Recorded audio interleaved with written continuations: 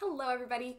In this video I am going to play number 112 D major slurs. Now this is a fancy D major scale. What's a D major scale, you ask? That is that pattern of notes when we start on our open D and we go through all of our D and A string notes until we get to our high D.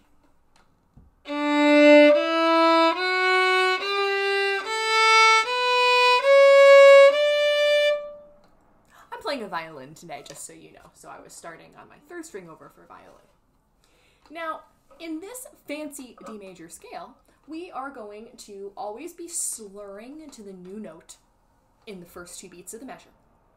And then we're just going to hang out on that note for the next two beats. And then we're going to hang out on that note for the first note of the next measure, and then slur to the next note.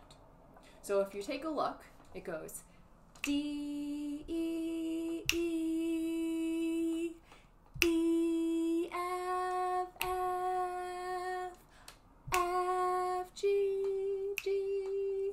So once you get in the groove, it just kind of plays itself. So watch out for the fourth finger A in the middle. You're going to use a fourth finger A for the slur, and then move your bow over to the open A string for the next measure. You'll see the little zero right above the A.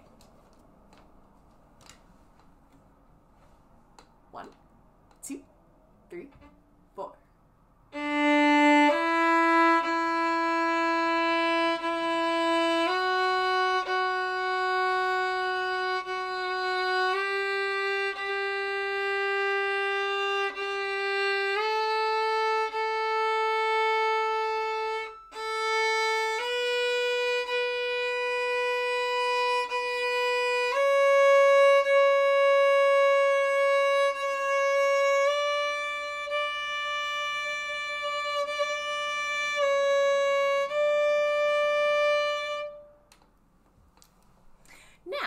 Some tricks for slurs and for these nice long bows.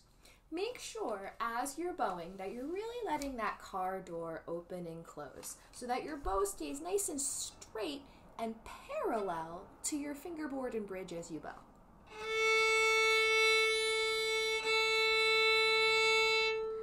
To do that, I'm going to make sure my wrist is really flexible.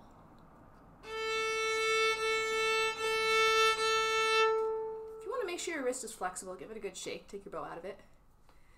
And one of the things that keeps my bow nice and light and not crunching when I do an up bow is making sure my wrist, I think of it as coming towards my nose. So here's an up bow, my bow's near the tip.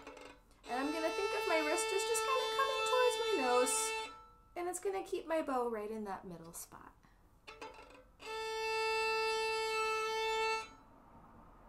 So, something to experiment at home with if you feel like you're having trouble, especially with those up bow slurs. Happy practicing!